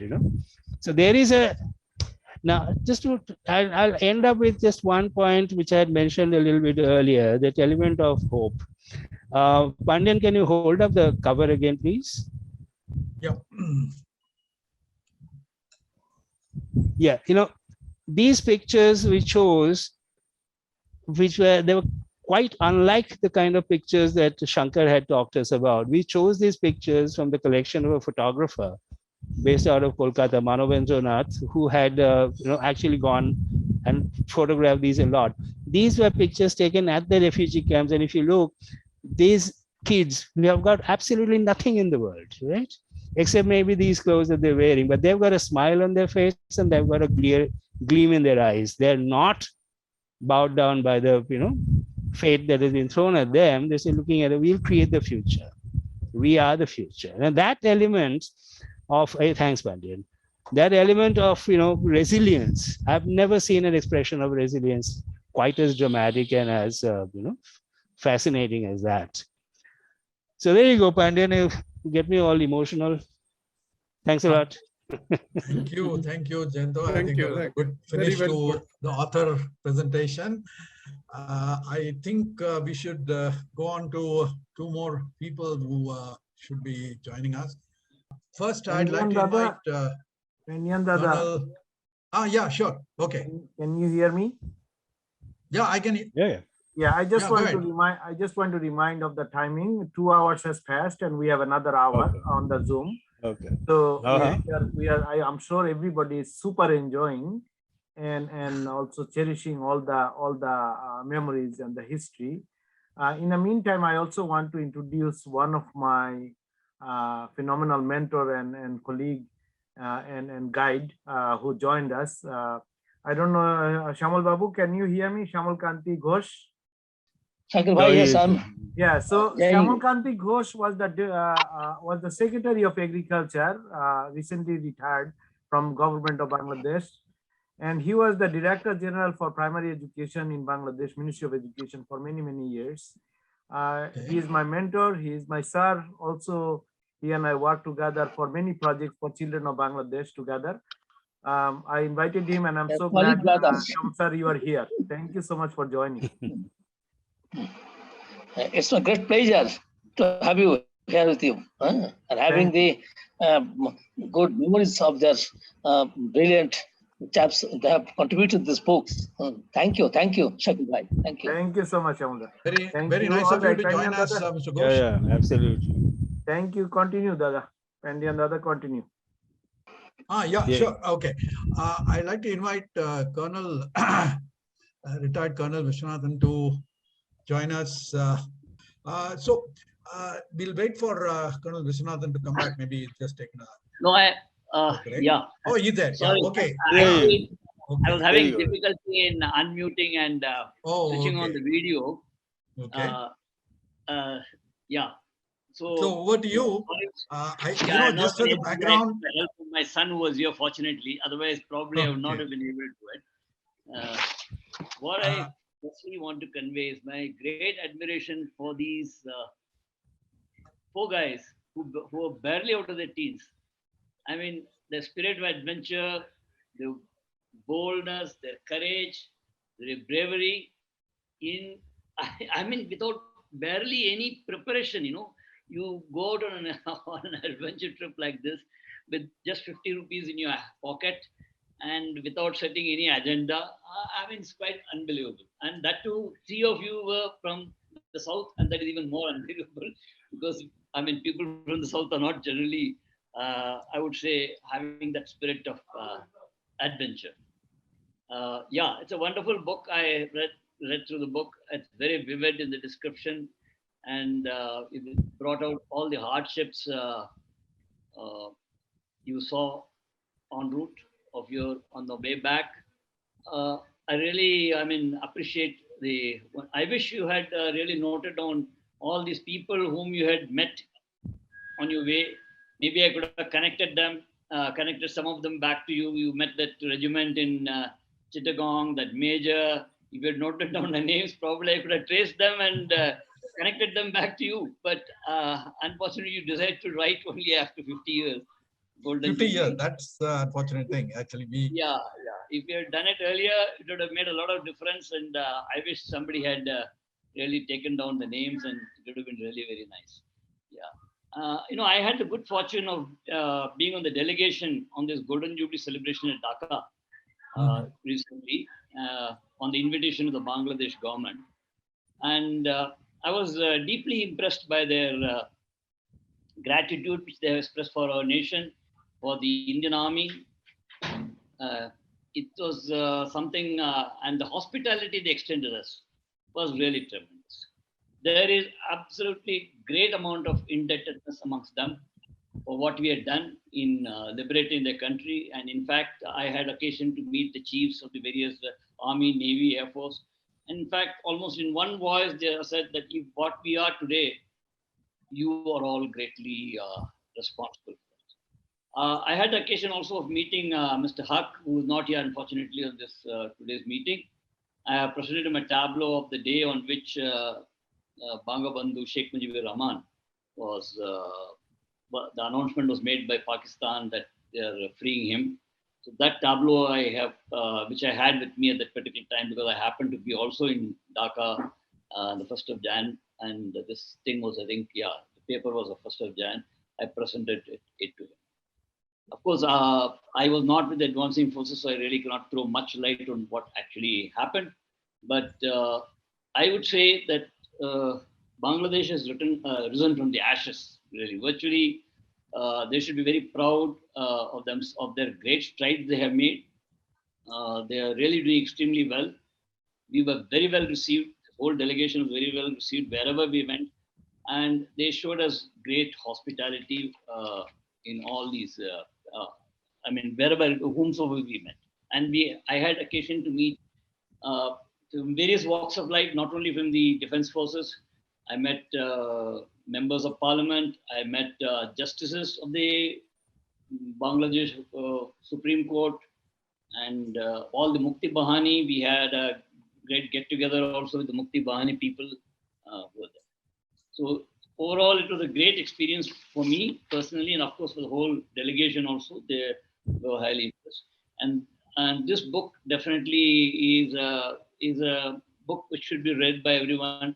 I mean, it's really a lot of spirit of adventure. I think your video went off. Yeah, I'd just like to add, Colonel Viswanathan was actually in active service in Bangladesh at the time of liberation of Bangladesh. I was commanding a unit there. In fact, and I was involved in the reconnaissance and reconstruction rehabilitation work from Sylhet to Dhaka during the time. And I saw all the damage caused by the withdrawing Pakistan army, because they adopted a Scotch policy, and practically they destroyed everything from between. So that no bridges, nothing, roads, wherever they could damage, whatever they could do, and all the installations also they had damaged. And we were initially involved in the reconstruction. I had a boss who was from Colonel late Colonel Ashok Datta. He was also born in Dhaka, and he was very keen that the Indian Army should undertake this rehabilitation work. Yeah, that's so. I am sure we should build up on this camaraderie which we have between the two nations, and the goodwill should continue. And there's a lot of goodwill existing. And I'm sure that for the future, with the present government and between the two governments and the present leadership in Bangladesh, we will forge ahead together. Thank you. Thank you, Colonel Viswanathan. Thank you, Colonel. The 5 of us have actually talked about, going to Bangladesh, visiting Bangladesh, maybe on a special occasion. Yeah, I think you should visit, because this. Bangla Bandhu's house in 32 Dhanmandi has been converted into a museum. And I definitely feel that all of you should make a visit there once again, see the War Museum, meet Mr. Hoque also, and see all these places where you have been initially. It will really bring back wonderful memories of your memories. Yes. And you must see this. They have made a nice, beautiful museum. When you visited the entrance was probably a little bit on the side. Now the center, now the entrance museum site. They constructed another building behind, because I was able to visit all these places during my trip, where we spent about a week, almost more than a week rather. Okay, Sakil, with your permission, I'd like to introduce someone. I hadn't told her, but she is Ganesh's sister-in-law. She was part of Indian diplomatic service, Radha Venkatraman. Yeah. Hello. Hi, Radha. How are you? She has offered to help us connect with some of the people who senior defense people now who we have referred to in the book. She actually asked me names. I had to tell her, sorry, we don't have, we don't remember the names also, apart from the fact that we didn't keep in touch with them. And she just retired from diplomatic service and come back to Delhi. If you'd like to say a few words, it'll be nice. Can you hear me now? Yes. Yeah, good. Welcome. Yeah. Please go ahead. I'm really honored to be present here in this forum. I'm very grateful to all of you for having given me this opportunity. I have been reliving the life of my Mamaji, who was part of this, very adventurous delegation into Bangladesh. I have just retired as the High Commissioner of India to Eswatini, Swaziland.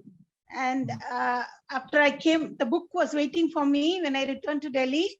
I finished it in one sitting, and then I asked this question from Mr. Pandyan, whether he ever made an effort to trace the photographs which were taken when these young boys were in Dhaka on the day when they were going around and they met the Indian Army. In fact, I'm very pleased that I could hear Colonel Viswanathan also here. Perhaps, I have been Googling from the time to find out who exactly, which of the army, which brigade was there. And from the Google, I've heard it is the 95 Mountain Brigade, which was the first to enter Dhaka on the 16th of December. And I'm trying to find out from my army friends how to get connected with them. I have recently been guided that I should write to there's a history division in the Ministry of Defense, which has all the archival material. Perhaps, I can volunteer to be a researcher. I need to fill up a form and apply to them to be able to see the records to find out whether those photographs are there. I'm also trying to connect with some of my senior army friends, if they can put in a word for me or help me, find to corroborate on some of the information which you have mentioned in the book. As Colonel Viswanathan said, Pandyan sir, you have been using pseudonyms for those army officers you met. You know, so 50 years later, it's not a secret. And I'm sure if we make the effort, we'll be able to find out who exactly, you know, which was the brigade or which was the division of the army which was there. So I'm going to try, and I'm very, very keen to join you in case you decide to go to Dhaka to revisit the places you went to, or you want to do the whole trip, you know, again, once again. It would be, you know, I'll be really honored to join you. It will be a very special honor for us too. It'll be nice, and you will represent Ganesh in joining us. It'll be a nice thing. Let's talk about it. I think it's something to think about in both things that you're talking about. Thank you so much for taking up connecting with army officers, you know, and trying to locate some of the people who we met, and also about the trip. It's really very nice. Not at all. I'm going to try my best to find out the information and perhaps try to trace the pictures which you mentioned. You know, some of the people you met were taking pictures of the places where you visited. So let me try. In Dhaka, God willing, I'll be able to get those pictures at least for us, even if it's not part of the book, for you, at least for us to see it again and relive those moments. Yes, that will be very nice. Thank you. Nice. Thank you so much. Thank you so much. Well, first of all, you know, thank you so much to all of you. This has been an extraordinary session. I don't think, you know, I have heard or read so much firsthand encounters and the descriptions from individuals who have lived through it. Of course, many of my memories are from the hearing from my parents, grandparents of the independence time. And of course, any of the family members who has joined and was part of the independence process and the liberation process. And interestingly enough, some of my family history, I'm not going to go into the details, was behind the scene on a lot of stuff throughout the Bangladeshi history. So it's very interesting to go back and really hear your perspective, all of your also some of your ancestral history. Of course, Jayanta, when you was speaking, it was giving me goosebumps because, you know, these are all our same land, and all our roots are right here. Right. We might try to think about all the boundaries, and this is beyond boundaries. Absolutely. Because you know, I sometimes talk about we should rather talk about ethnoscape rather than our you know, the boundaries that we have. So much emotion, so much history, so much of the memories. I think this actually is the beginning, and I'm really grateful and appreciative from the bottom of my heart, and I think I can speak on behalf of the Bangladeshi people that we are grateful to all of you for bringing this to life, what you have done. And I think that maybe it's actually going to become bigger than what you originally intended for, because I think this is a bigger. There is always I always believe that when you dream, I always remind people to be careful when you dream, because you know, dream comes true, and then you have to maintain that dream. So, you know, there is bigger responsibilities. And while Radhadi was also speaking, I got really more excited because there is larger conversation, larger forum may be happening in the coming months and years. This could be a really amazing beginning of bringing some of the minds together throughout our subcontinent who are part of this larger event. And it was really more beyond than the independence of Bangladesh. It has impacted the entire subcontinent in a very big way, and also made a big mark to the global environment, that how the history of Bangladesh, and you all are very familiar and part of it, which is that Bangladesh's independence also very much relates to the old history of the language movement. And then Correct. So much of that is related to our own identity and the ethnicity and the freedom. So I think it all kind of relates to the new thinking of decolonization. And I think that the idea that we all have to really rethink our future, because younger people are struggling because of the confusing history, because of the different issues, that they need to know the right information, and they need to write it firsthand from the people like you who have gone through this, who have lived through this, and have the right information so they can make up their mind and follow the right path. And this is quite important, because when I talk to the younger people, and younger I mean very young, especially 15 to 25 range, very confused about the history, and not sure that they have the right information or the guidance. And that relates to their confusing career path also as a professional, because if you cannot figure yourself where you are part of the identity, then it's throughout your life you're going to be confused. And one other thing I want to remind all of us, and I think you all will agree, kind of a philosophical thinking, that the culture and the identity that we come from, we do not believe, as far I believe it, is that we do not believe in an independent identity. All of us have a part of a fabric, and that fabric is our identity, and the communal identity. If when I first meet you, in Western identity, it might be very easy to just tell you my name and where I work. That's it. But in our culture, in our identity, there is a lot more than that. The ancestry, the place, the language, everything else is connected with your identity. In fact, Shakil bhai, if you look at it, there's a stark difference between Asian concepts of identity and the West. And I'm talking about particularly in the Anglo-Saxon definition of an identity. Right. In the Asian context, identity is submerged in the identity of the society and the community that you live with. Right. So it's not unique to Bengalis or Bangladesh or whatever. That's right. Across Asia. Right. You are representative, or you're submerged your individualism to larger identity of the society of community. But the West doesn't understand that. Right. I think there's a whole American myth of individualism, etc., has been driven down so hard that everybody believes. So therefore, you have got people like who in the West who say that they don't believe they don't have to follow the laws of any nation. Right. So that's an extreme point of view, but you find a lot of that. But Asians are not like that, and ultimately we are Asians, because it's exactly the same fabric.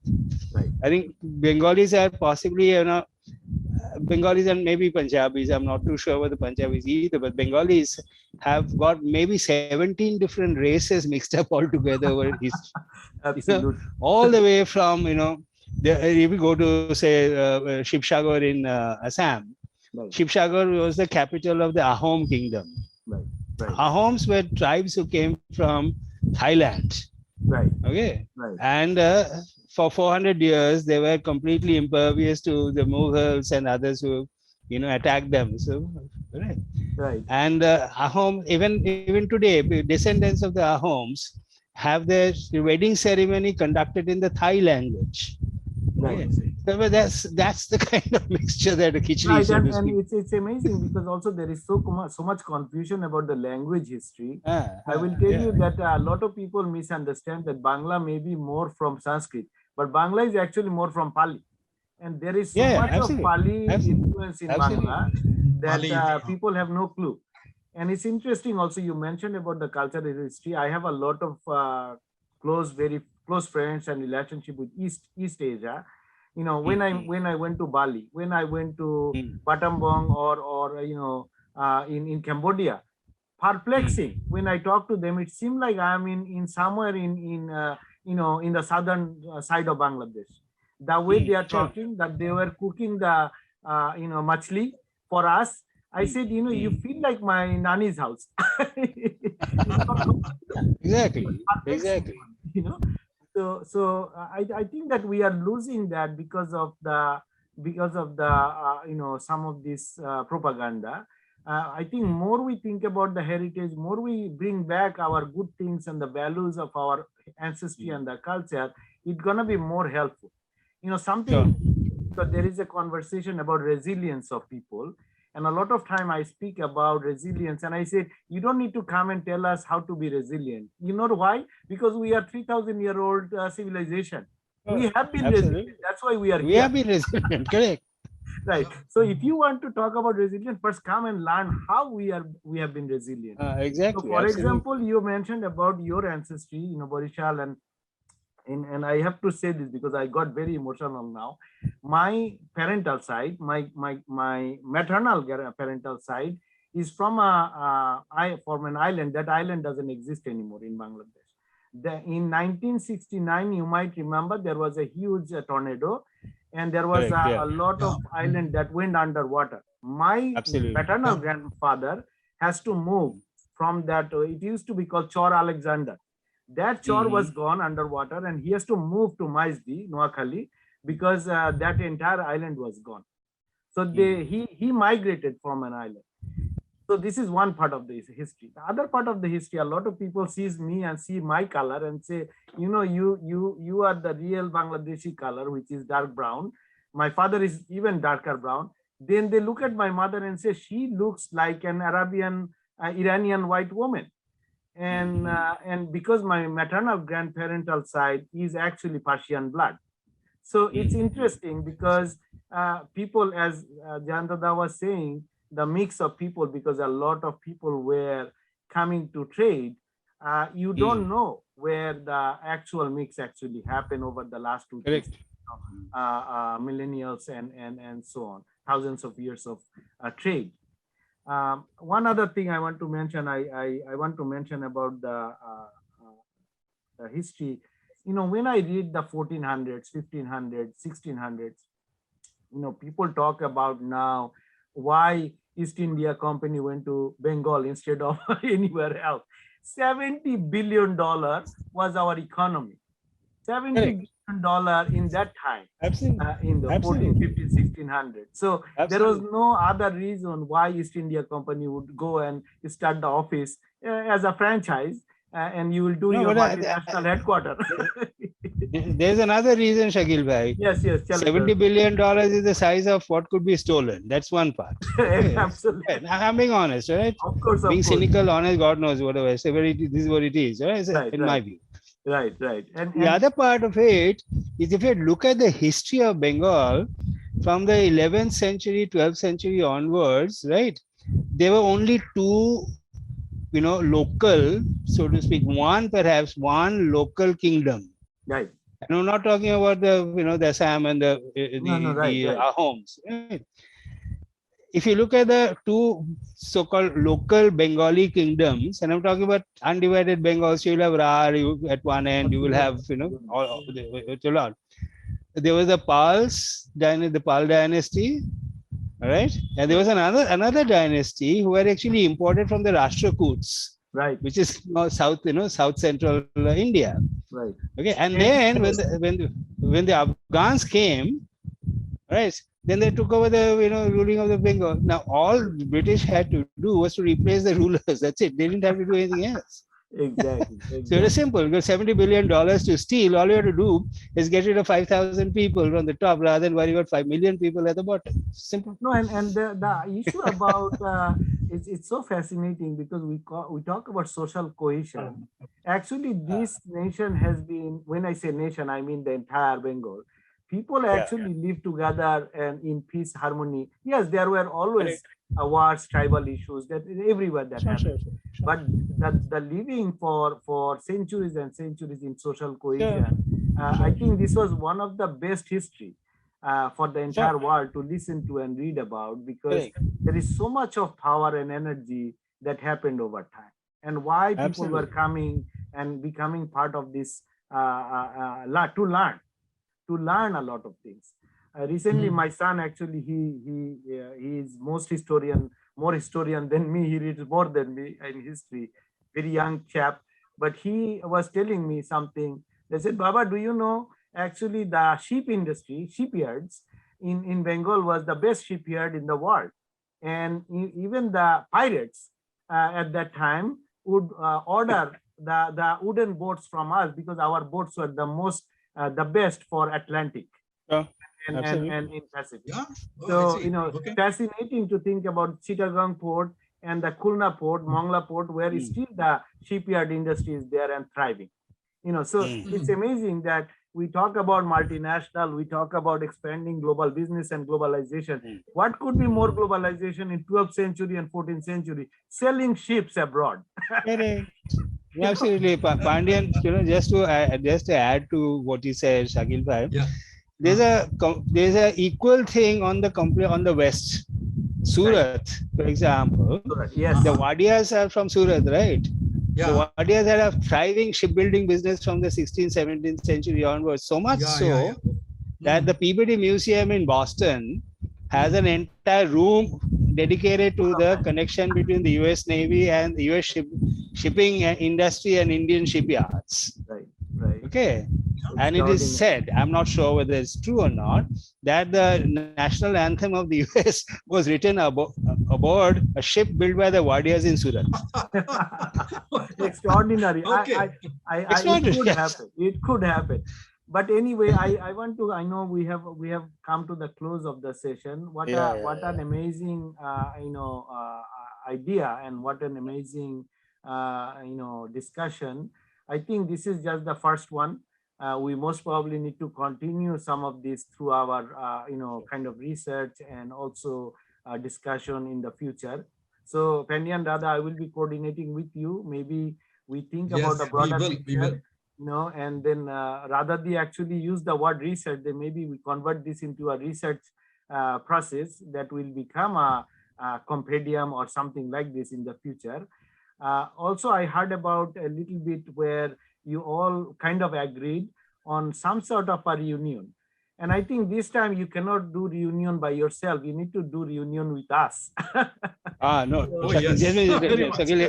Let me explain. Yes. Our batch at IIM Calcutta, the 50th anniversary reunion is taking place in Kolkata on the 2nd, 3rd, 4th, and 5th of February. So my point to Pandyan and Shankar and everybody else, that we can combine the trip to Dhaka with that. After the reunion, go to Dhaka, or before the reunion, go to Dhaka and come back, etc. So the whole thing becomes one nice, rounded kind of a thing. That is the only.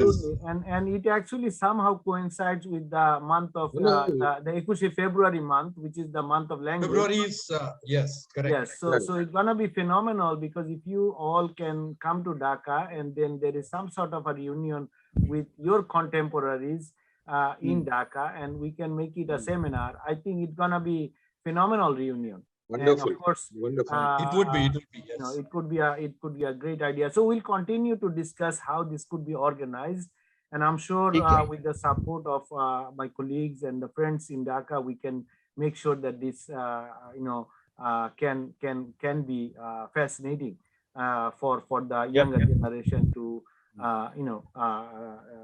to be helpful. So I actually have a Sakil, I would like to add another thought that has come up in my mind right now.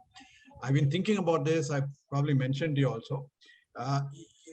We need to be able to reach a lot more of younger people who are likely to relate to what we did when we were 2021. That's also in another dimension.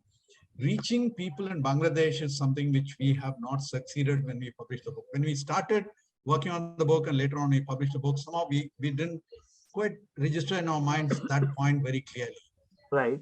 And what we realize right now, Amazon.in caters to India, Amazon.com caters to Western rates.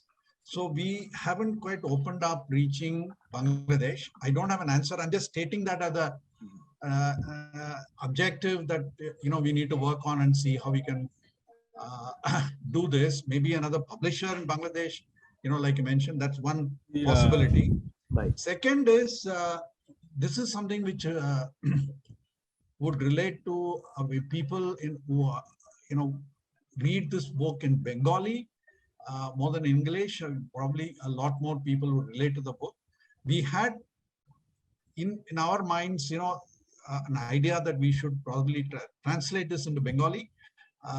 So this is another dimension that we'd like to work on. We'd like to explore and see whether we can actually execute this. I'm just stating this as a thought that we've been keeping in our mind, but we haven't quite done anything on it. So we'll probably explore this and see how we can. No, I think that further. I like to take the opportunity. I think that the best person for us to talk to is Jayanta. I think Jayanta can give us a lot of guidance on the Bengali side, on the publisher side. But I also want to remind that I don't want this to be only printed in Kolkata with a local publisher in Kolkata. I want it to be published also in Dhaka. So Absolutely. Right. Shakil, let's take this offline. Yes, because this is an entirely different subject and it will take a lot more time and patience. Sure. Right. But the idea we'll take this offline. Yes, we will do that and as we go forward. So I like to close this session with again thanking everybody, and we appreciate your time. We will be getting in touch, very soon with all of you. Also, this has been recorded, so I will be sharing the link of the recorded version through my YouTube channel, and then Dada, you can also share with your network with caption and whatever you need. And then the Facebook Live gonna be staying there for a while, so that also you can share through the Facebook. With that, I would like to conclude and really appreciate everybody for joining us with the with late evening for you, and and have a wonderful weekend. We really appreciate your time, and thank you very much. Thank you so much. Thank you. So much. Thank you, Shakil. Wonderful. Thanks. How fast the time went.